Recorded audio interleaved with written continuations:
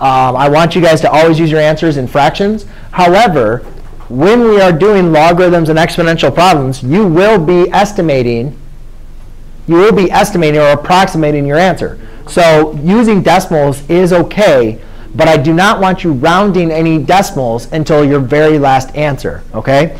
So the first thing, again, which a majority of you got, was we're going to subtract 7 on both sides. Then I have 2 ln of negative x equals 7.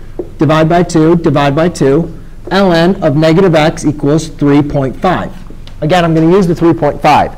Now, the main important thing, guys, is understand if I want to rewrite this in exponential form, I need to understand that ln of negative x has a base e. Right? That's like already there. We know it's there. We just don't write it there. It's like the square root has a really 2 there. Right?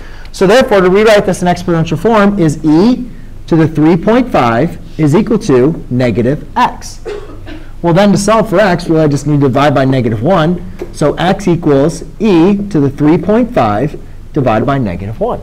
So how do you do e to the 3.5? Well, again, as I told you, you're going to want to make sure you have a scientific calculator. And in there, there's the e button. Yes?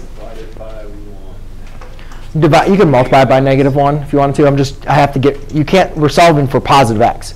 So I get divide by negative 1 or multiply by negative 1, whatever you want to think of it. So therefore, I take the e button and I raise it to 3.5. And I divide that by negative 1, or just make it the opposite. And I get negative 33.115. When I round that to the hundredth spot, I get a negative 33.12. And that's my final answer. OK? If you guys are dealing with a